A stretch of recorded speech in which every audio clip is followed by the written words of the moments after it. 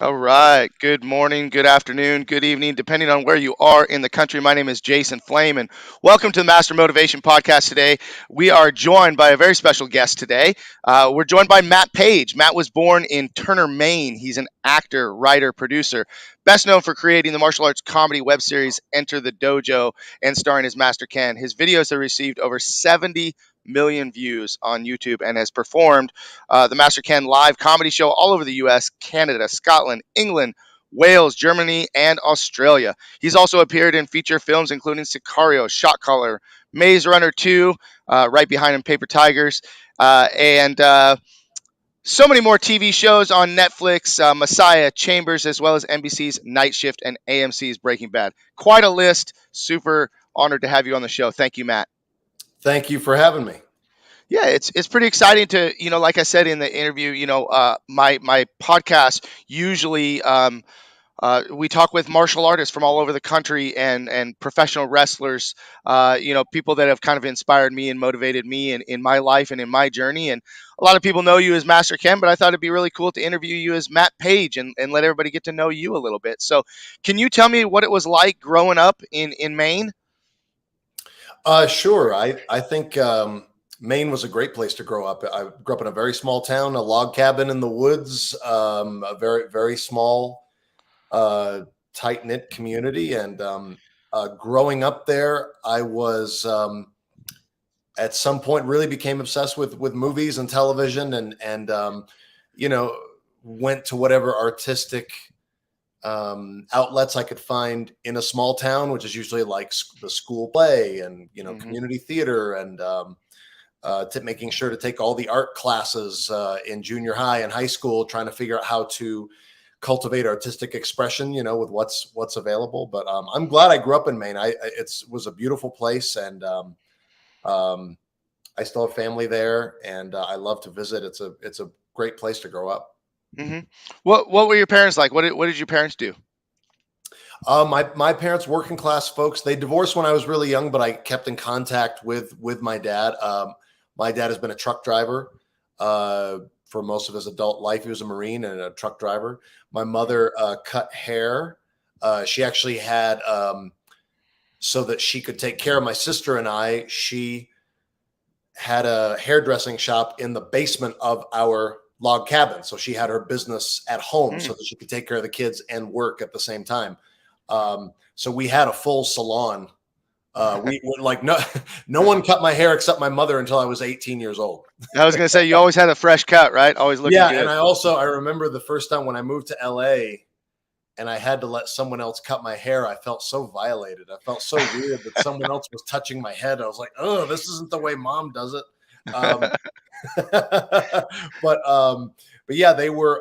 And then my mother actually went back to nursing school after my sister and I graduated from high school and moved away. And she was a nurse for quite a few years before she retired. Very cool. Very cool. And what were some great memories that you have growing up in Maine? Things you did as a kid? Did you play sports or other activities? I loved it, as a kid running around in the woods, playing like army and stuff. You know what I mean? We had all the toy guns back when toy guns really looked like guns, like where we had like this arsenal of Right. army weapons and grenades and all this crazy stuff that our parents would buy for us at the army surplus store without a second thought. So we'd like set up like we were ready to go to war, and we'd run out in the woods and play pretend and everything. And yeah, riding our bikes all over the small town. And in the summers there was swimming, and in the winters, sledding in the snow and everything.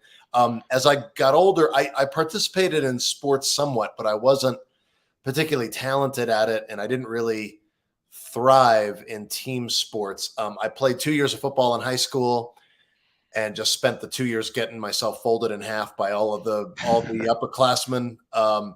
But during that time, I also decided to try karate, and that like resonated with me immediately. I was a big fan of the movies that I saw martial arts portray, and as soon as I got into a karate class, I was like, oh man, I really love this. I loved the everything about it. I love the atmosphere. I love the etiquette. I love the uniforms. I love the terminology and and everything we learned. Everything we learned, I was so interested in. So as soon as I keyed into that, I felt like I'd found my sport. Right. And as a martial arts school owner, I hear that often, and other school owners hear that children maybe don't that team sports doesn't just grab them. It just doesn't pull them in the same way. And then martial arts has just this X factor that really grabs us and holds on to us and gives us the things that we really love, and it feels great to be part of the martial arts family. How did you get involved in martial arts? Like how did you get started? Well, I was starting to become a little bit of a troubled young man as far as like I had a really smart mouth, and I was like I had a lot of energy, and I didn't really know what to do with that energy. Lifting weights, playing football, trying to figure out who I was, and I started getting beat up. Because I was really good with my words, but then once it was time to go to fisticuffs, I had no idea what I was doing. So like I got kicked around a couple of times and was like, man, I should really figure out how to stop that part. And so I told my mom I wanted to learn boxing actually. Hmm. And she thought she said she couldn't find a boxing school. That's not true. There was a very famous boxing gym 20 minutes away in Lewiston that I absolutely could have gone to, but I think she didn't want me to box. I think she was worried I would just get my brain damaged or something. Hmm. So she found a karate school, and she brought me in and signed me up for a trial class. And I met a wonderful instructor, Sensei Richard Pelletier, who was a black belt in Okinawan Kempo and Kabuto weaponry, and I had a great first introduction to him, and that was the class that I took, and I was immediately, just like I said, hooked. Yeah, and I've read some interviews and watched some things that have talked about how you love learning. You love learning the different styles of martial arts. What other different styles of martial arts have you participated in? So I've bounced around a lot. Like as soon as I was interested in martial arts, that became what I got for Christmas was martial arts books and like martial arts instructional tapes. I mean, I remember they were back on Oh yeah. VHS, like these $90 1 hour instructional videos.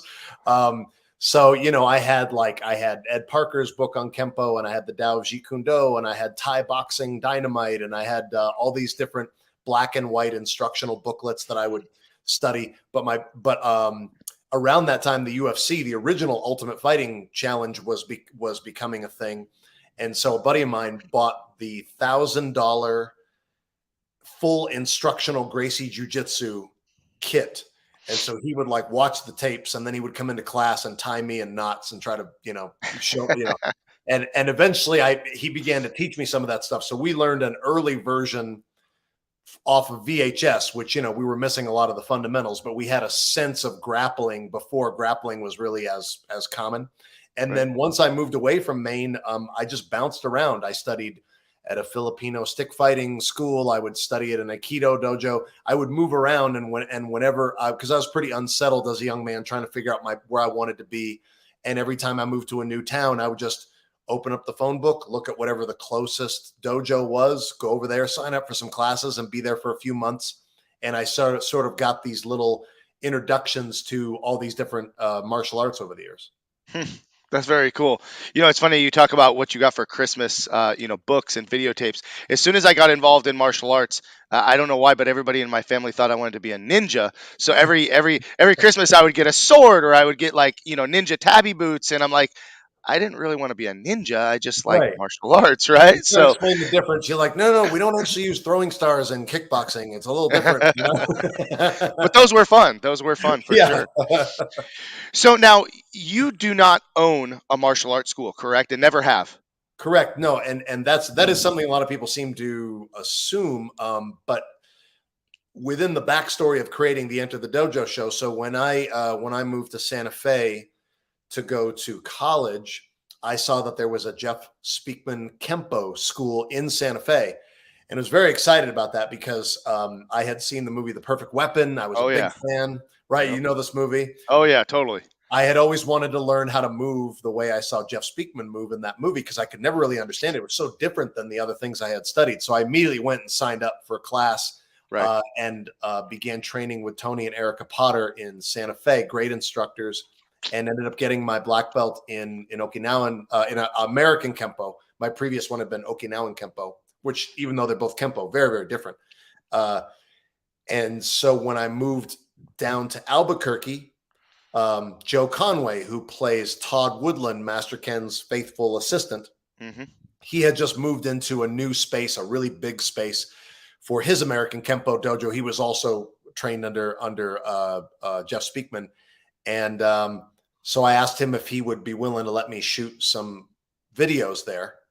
And so ironically, Todd, who plays a very sort of submissive, abused Uki in the show, is actually outranks me in Kempo, is an actual instructor, is a school owner. He's all the things that, you know, like he is technically more of a Master Ken than I am.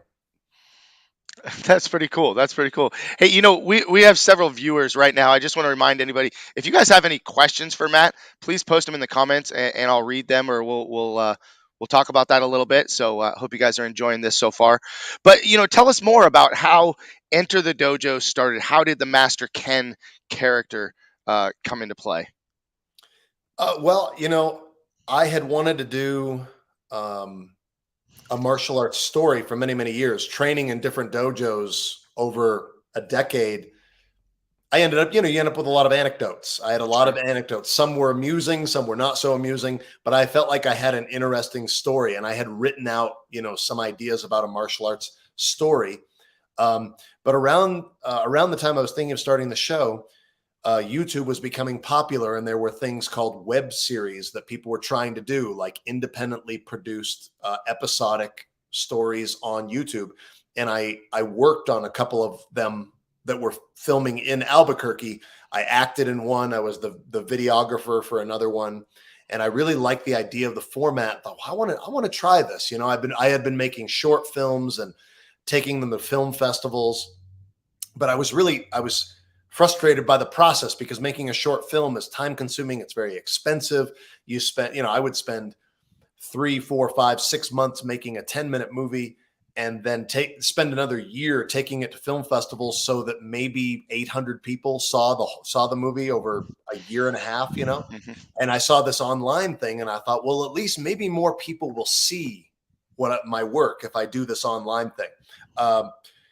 At the time, I was obsessed with Ricky Gervais's version of The Office, the original BBC version of The Office. And so I thought, well, I want to do something like that. I really like the mockumentary format. And since I'm a martial artist, I just sort of melded the two. And so I thought, okay, I'm going to write a ridiculous kind of a caricature of the real world of martial arts. And I wrote that out and I cast a bunch of people. I was actually going to cast somebody else as Master Ken.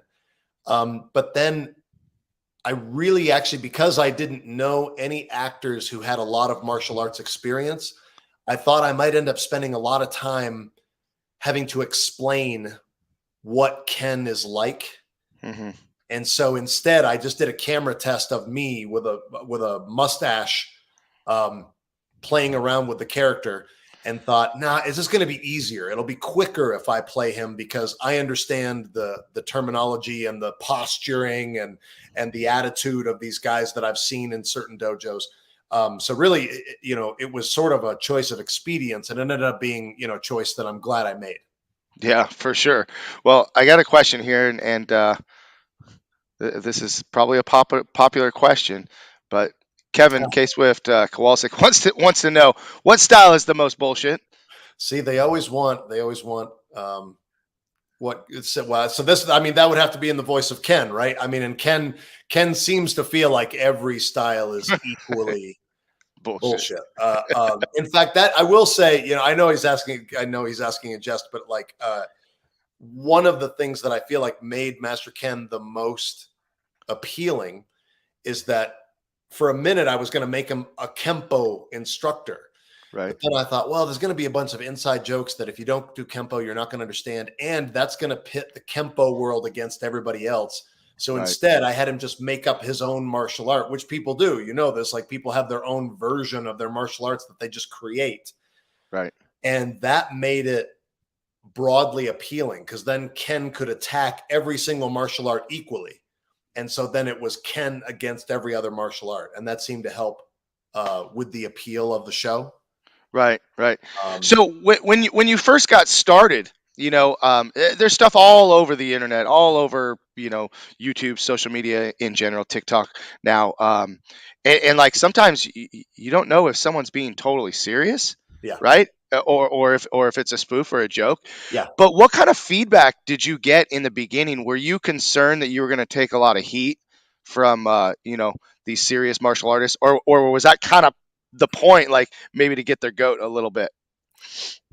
I think I was mainly just trying to find, I loved telling stories. I loved acting. I loved making films. And I wanted to create something that would be engaging. I wanted people to watch.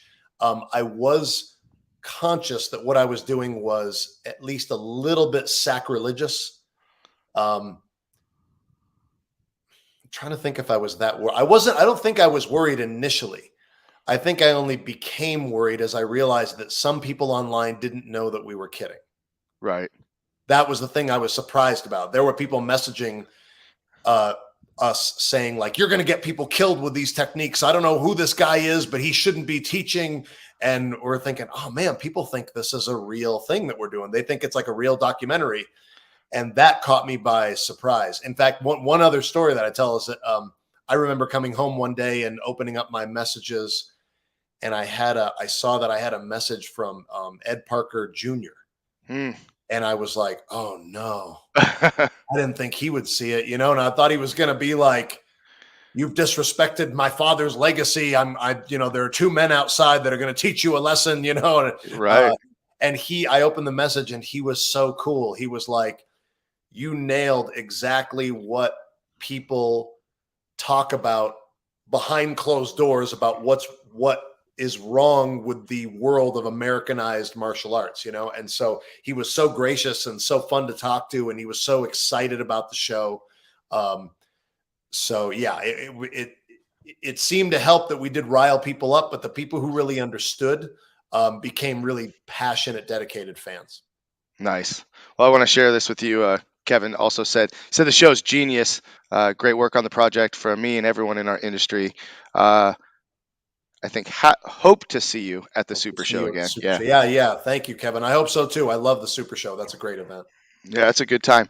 Um, So, gosh, the martial arts industry is so strange in a lot of ways when it comes to stuff like this. I mean, because you see stuff floating all over, there's websites or uh, Instagram handles that, they intentionally post up videos of like really bad martial artists Yeah. and really, just stuff that's really outlandish.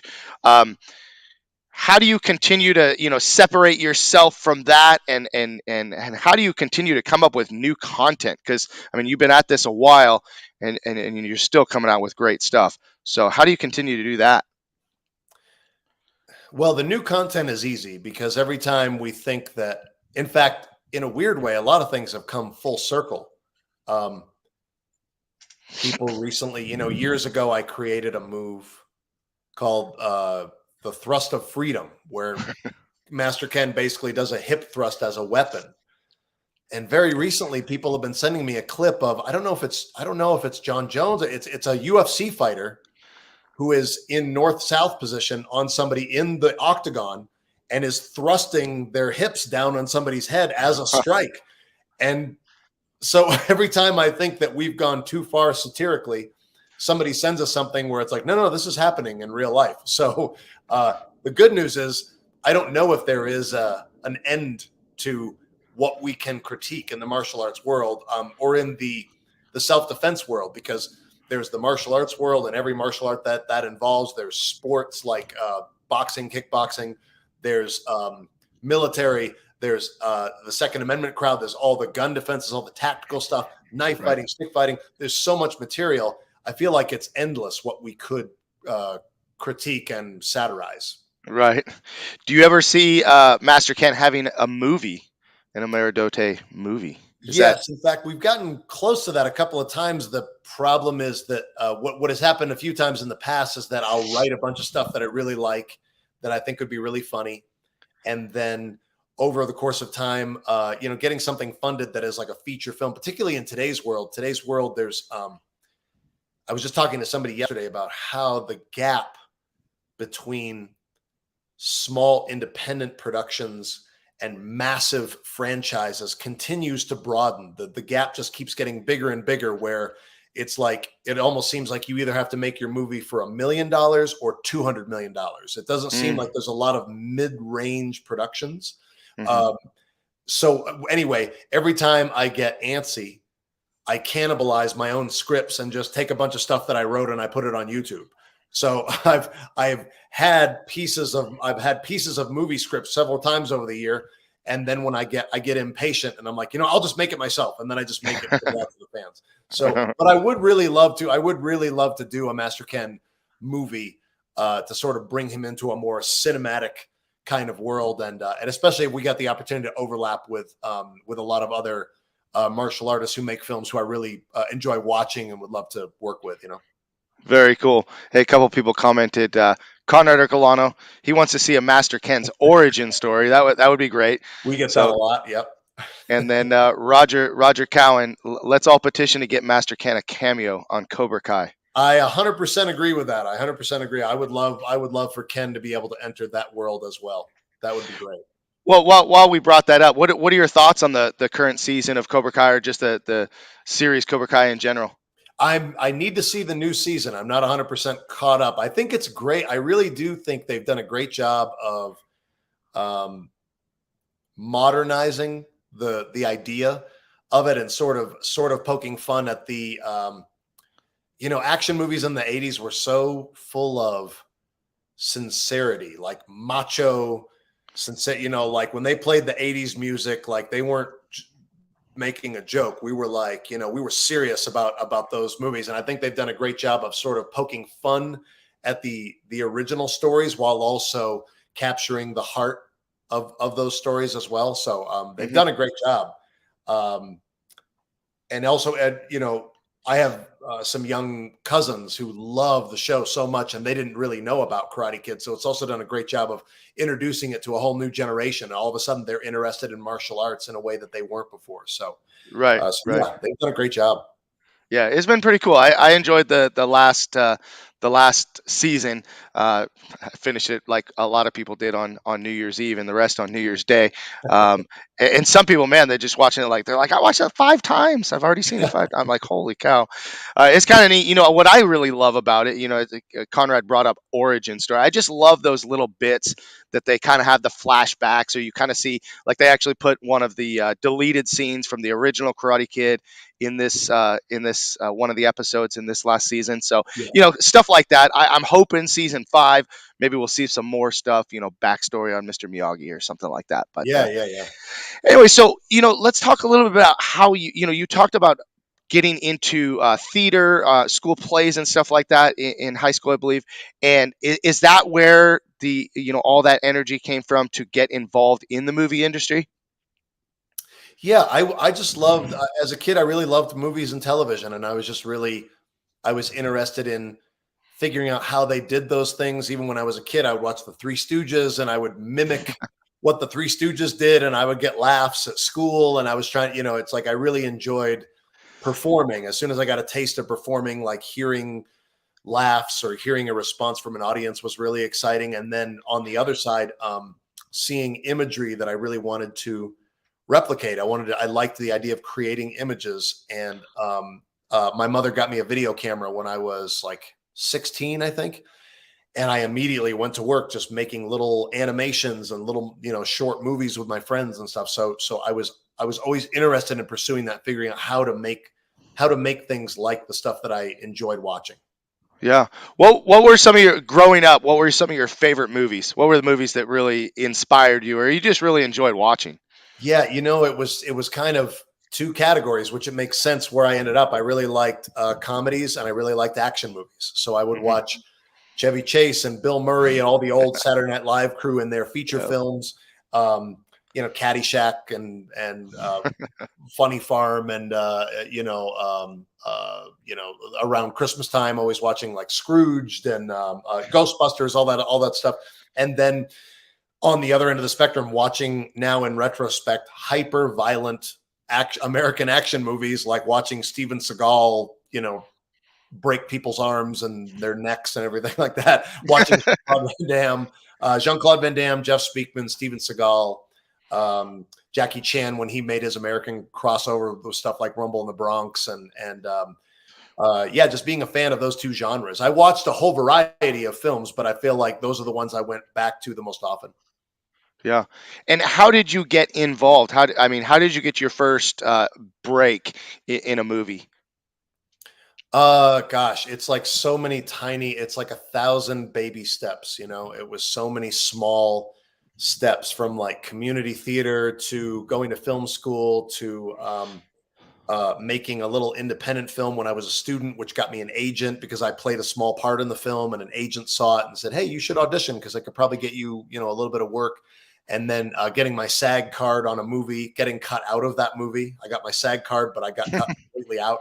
I told all my friends and family that I was in the movie too. I didn't know that I was cut out yet, and so everybody went to see the movie, and they're like, "Which one were you?" I'm like, "I wasn't in it." But like just steadily working my way up through the process over many years. Taking opportunities as they presented themselves, and a combination of pursuing opportunities in the film and television industry as I could find them, while also constantly creating my own work. Right. My wife and I were watching, I think it was a series, and I didn't write it down, but we were watching a series, and it cuts to this clip. You were a fireman in this movie. That's what I remember. Yep. And was this a movie or was this a That would series? be, I think the only time I played a fireman is Longmire. Okay. So we're watching, and I'm like, whoa, pause it right there. I'm, oh, that's Matt Page. And my wife's like, how did you even see that? And I'm like, I don't know. Just rewind. And we're rewinding. We freeze frame it. And she's like, are you serious? How did you pick that up? And I was like, Yeah. I don't know. I just saw him, right? So anyway, I just thought that was super cool. And you've done, a lot of smaller parts, but most recently, Paper Tigers. Talk about that.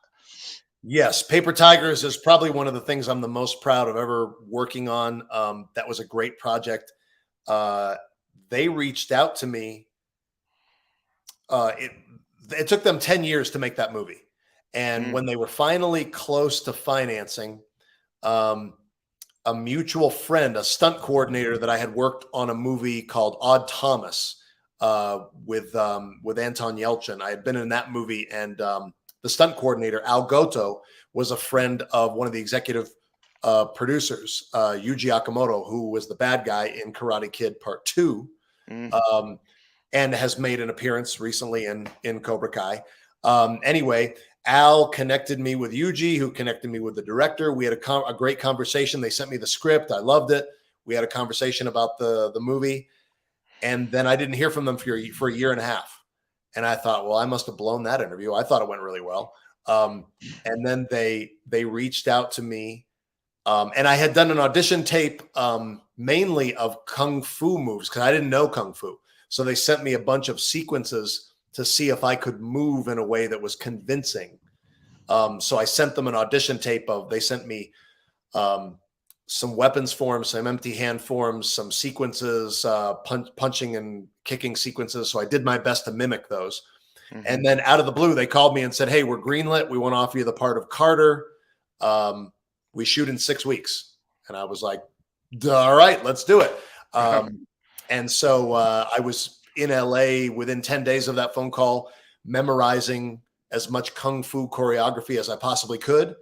And it was really kind of a dream project because it was a bunch of people who were big fans of the martial arts genre, making what essentially is, in a way, a love letter to that genre.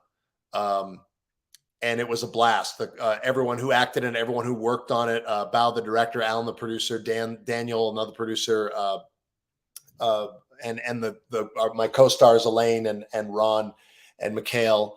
Everybody on it was really, really fantastic. And it was also one of the only chances I've really had to do what I feel I'm fully capable of in a movie.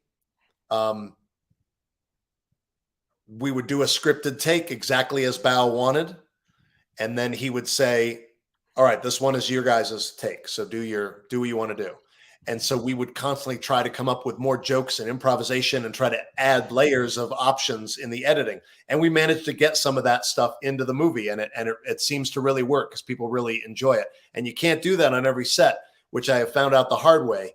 Um, I recently tried to improvise when I was on a network show, and that was not a good idea. I forgot you can't just do whatever you want on whatever TV show. They kind of like very quickly let me know that I would stay on script, and I was like, "Oh, right, no, I can't just show up and say whatever I want." So when you have an environment where everybody is really interested in the best you have to offer, Right. it's so freeing creatively. So I'm very, very proud of the film, and anybody who wants to check it out, pretty sure it's still on Netflix, it's on iTunes, Amazon. It's gotten a great response. I'm very proud of that film. Yeah, very cool. Talk about some of your other projects that maybe people don't know that you were a part of, or just some of your favorites. I get some good feedback from popping into the Maze Runner series. I was in the Scorch Trials, the Maze Runner 2 series. I had a great time working on Whiskey Tango Foxtrot, the Tina Fey movie. That was another movie where they really encouraged us to improvise a lot, and not a lot of it made it into the movie, but they gave us a lot of free range. I got to do improvisation with Billy Bob Thornton. I got to do improvisation amongst my other co-stars, and some of it did. There's an interview sequence that we just made up out of nowhere that did make it into the movie, so that was really fun. But yeah, there's a bunch of probably the film that I would say I'm the most proud of being part of is simply because it's a movie that would have become one of my favorite movies even if I had nothing to do with it, which is Sicario. Hmm. Um, Sicario is such a brilliantly made film. The director Denis is such a genius.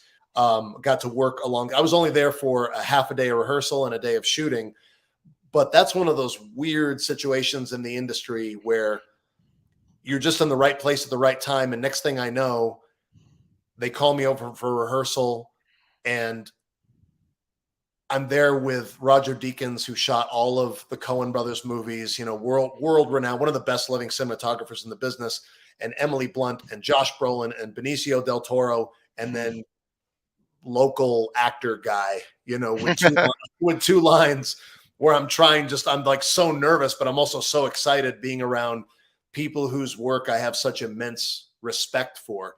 And the movie itself is so good. I really do watch that movie just because I like it, not because I worked on it. Right. Well, talk about that a little bit.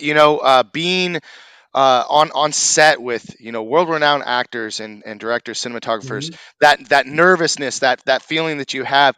Talk about how you deal with that, and do you ever get that when you're filming Master Ken? I would say the best thing about Ken is that Ken doesn't really get that nervous. He doesn't give a shit. When Ken's a really great shield for a lot of things because the whole point of Master Ken is that he says the things that I can't say. Because if I were to say them, people would be like, what a jerk, but for some reason, when Ken says them, they're like, that guy's really funny. And so it's this weird shield where I can kind of embody that character, and Ken can just sort of say or do whatever he wants. So if I start to feel nervous, it's seemingly easy for me to remind myself that when Ken walks into a room, he's convinced that he's the one doing everybody the favor by showing up. So it doesn't matter who he's around. Whereas Matt Page, the actor, sometimes I have to I do get really nervous when I'm acting with somebody whose work I really respect, and I'm just looking at them being like, oh my God, that's Benicio del Toro. Oh my God, that's Josh Brolin. I really love Right. his work. I'm trying not to think that during the take, not to Right. be like, that's Josh Brolin. That's Josh Brolin. That's Josh Brolin. I have to try to, get over that fact and remember that we're all ultimately just actors there to do a job. But Hmm. as a fan of movies, it is really exciting to get close to and work with the people who inspired me to do this in the first place. Hmm. Who would you say is your favorite actor of all time or actress, Oh man, and why? who comes to mind right now is Kevin Costner because I just started Yellowstone. Don't tell me anything about it. I'm like 7 episodes into the first season, but it's reminding me how inspired I've been by so many films that Kevin Costner has done, not just as an actor, but as a director. I have such immense respect for someone who not only is so good at embodying a role when he's not directing, but also has created so many epic, memorable films when he's acting and directing. So I have to just top of the list has to be Kevin Costner. That's awesome. Yellowstone is by far one of my most recent favorite shows. I won't let anything out, but yeah, It's so Kevin good. I can't Costner's good. wait to catch up on it. Yeah, no, it's my wife and I've been, we just watched the last episode and we were watching every week, but we had to binge to kind of catch up with everybody. Yeah, What yeah, what I'm do in that mode now. what are your thoughts on Beth's character? What do you think of that? On best what? Beth, her character. Oh, Everybody's like, Beth. yeah, I mean, she's kind of a She's badass, the right? sister. She's the blonde, yeah, the sister. Yeah, she's very sexy and very scary. Right at the same time, right? Yeah, I'm fascinated. She's doing an amazing job because yeah, she is so appealing and so repelling at the exact same time. Where she's a frightening character because she's so unpredictable in what she'll do. So yeah, they're doing a great job. But all of the characters are so well written. Wes Bentley's doing a really amazing job. I got to do a movie with Wes Bentley years and years ago. I'm trying to remember the name of it. It was only a couple days on set, but he was very friendly, very fun to work with, very conversational, and talking about his experiences in the industry and stuff like that. So to see Wes Bentley, he even talked about how challenging the industry can be in terms of getting a lot of work and then not getting a lot of work and kind of disappearing and then having to rebuild and all that stuff, being patient and working toward specific goals in the industry and everything. So to see him do such great work is really wonderful. It's a great group of actors, really great. Yeah, it's pretty amazing. Have you touched on 1883, the prequel to that? No, because again, I just got plugged in. When they said Right. they already have got a prequel, I'm like, oh my god, I've got now weeks of television to because I don't have a with my current schedule, I can only chip away at an episode or two per night, and even then, not every night. So I've got a ways to go. I've got my entertainment for the next couple months is probably all filled in. Yeah, well, you're gonna enjoy it. It's really, really, really good. Hey, just want to remind everybody, still several viewers online with us. If you guys have any questions that you want to ask Matt Page, please just put them in the comments. I'll pull them up and we'll talk about that. What's next for Matt Page? What are some projects that you're working on that you can talk about, or what are some of your goals for this year? One of the biggest goals is to just continue to expand the world of Master Ken. I'm in the great position right now, at least, where people want more content from that world.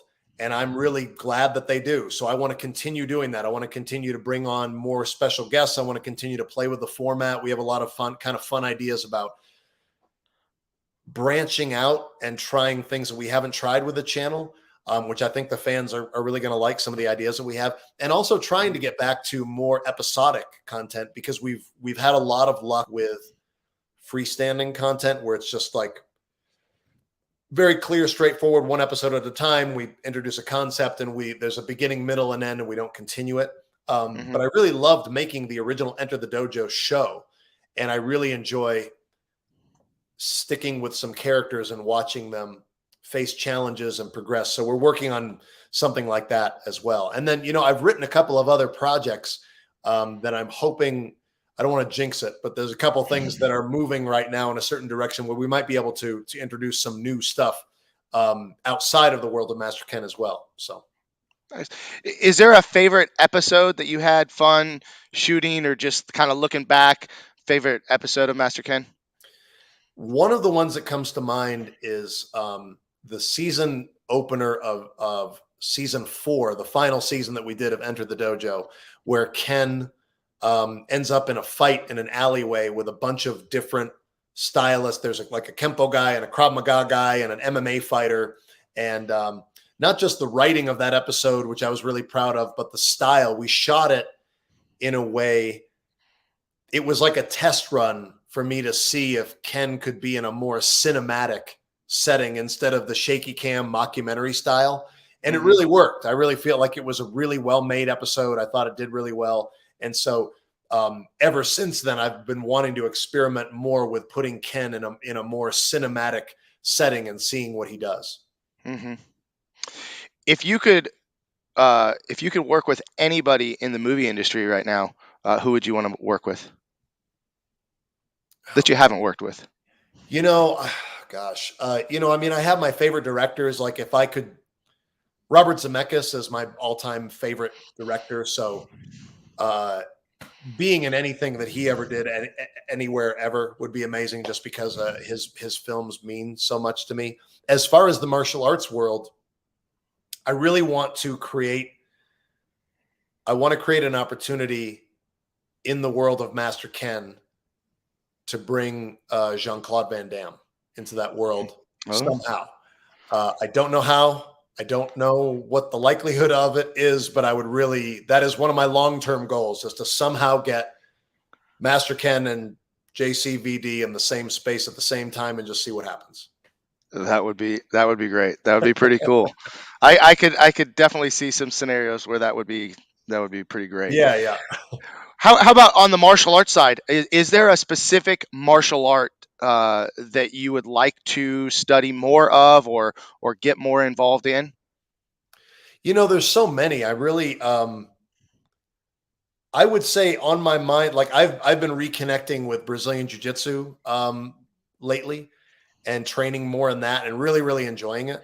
Um, I really am. I've never regularly trained in Muay Thai, and I always really am impressed with not just the training videos, but the competition videos that I see in that. I really have immense respect for that.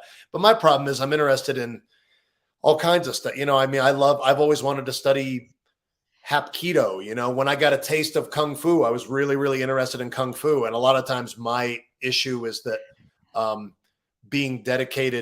trying to be dedicated to my career aspirations as well as my martial arts goals takes up just about all the time that I have. So I end up having to kind of choose, one thing at a time in order to progress. Hmm. But yeah, there's still a ton of things that I'm very curious about that I hope that I get to do.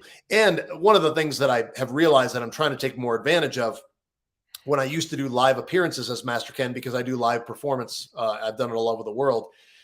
I would meet these great martial artists and I wouldn't get to train with them. And Right. over the years, I started to think, gosh, that's really a wasted opportunity. Like I'm around these world-class martial artists and I come in and do my shtick and then that's it. And so I've started to kind of try to schedule some training time, if not directly with the guest, like around the guest with his or her Hmm. people, so that I can continue to grow as a martial artist that way. Because I'm so lucky to be around people of such high caliber that have achieved such great things, and I want to continue to learn from them. Right. Well, I mean, the martial arts super show is an excellent opportunity for that. And like you Right. said, I mean, sometimes you're kind of popping in and popping out, or you're Right. doing a presentation. But I mean, you're surrounded by all these martial artists from all over the country. Yeah. That God, if you could just get 5 minutes with them, just Right. even talk. Sometimes martial artists, we just love to talk about our martial arts, right? We just want to Yeah. talk about history, background, stuff like that. Um, Traveling all over the world, where has been your favorite place to go and perform? I gotta say Germany, probably. Uh, Germany, the German, and I've enjoyed it everywhere. I've had a great time in England, Scotland, Wales, Australia. For some reason, I don't know. I connect with. I really enjoy. I love the architecture, and I love the food, and I love there's so much. I've had a lot of really great experiences all around the world, but I have a particular love for performing in Germany. Awesome. Well, Roger Cowan has a great suggestion: a Meridote training session at the Super Show. Hey, talk to Century or the Maya people or whatever. I'm all for it. It's up to them, but I'm all for it. Make it happen. God, could you imagine? That would be hilarious. That would be Well, so when I good. do a seminar format, I have two different versions of my live show. I have like the banquet version where I just go out and I'm on a podium and I just sort of, tell jokes and do demonstrations. And then I have a seminar format where people have to get on the floor and they got to do a Meridote with me, and it's a blast. It's a lot of fun. I'm going to do another one of those in just a couple of weeks. That's super cool. Hey, well, I want to thank you for sharing time with me and just talking about, all your success. Congratulations on everything. I mean, it's gone from a kind of a small town kid, in Maine, right, to here you are. Master Ken's blown up. You're in the movies and doing lots of really cool stuff. Wishing you a lot more success and continued success. So Thank just you. want to remind everybody too. Check in every week. You never know who's going to show up on the show here. I do this every Monday. Coming up, we got Chief Master Bill Clark next week. Fred DePalma coming up after that. Julia Anta, and I've got the whole entire 2022 booked out every Monday. So looking forward to having some more guests. Matt, if you could leave everybody with just because the title of the show is Master Motivation, right? What would be some motivational advice or some inspiration that you could give to anyone looking to maybe get into the movie industry? Maybe they want to build a social media presence on YouTube or TikTok. What's your advice to them? Honestly, my advice is jump in. I feel like I waited too long to pursue a lot of things, thinking, well, I got to have more training and I got to have more education. And once I'm ready, once I feel ready, then I'm really going to go at this thing. And then after years and years of thinking like that, a lot of the most important opportunities that I took came to me when I did not feel ready at all. And it was the choice of either take the opportunity or let it go by. And I've really never regretted an opportunity that I took, even if I didn't feel really ready for it, because then I learned something. So I would just say, if you're thinking about doing any of this stuff, start today, start right now, start a YouTube channel, go try to get an agent, sign up for an acting class, whatever it is you want to do it immediately, because I've been doing this for many, many years. I still don't feel ready. But I love doing what I do. So I continue to just go at it anyway and just try to enjoy the process and the journey. So just get to it. Great advice. Well, thank you again. Thanks again for all the time today, and look forward to possibly seeing you at the Super Show and just keeping in touch online. So have a great day, and thank you everybody for watching. Thanks. All right, Matt. Talk to you soon.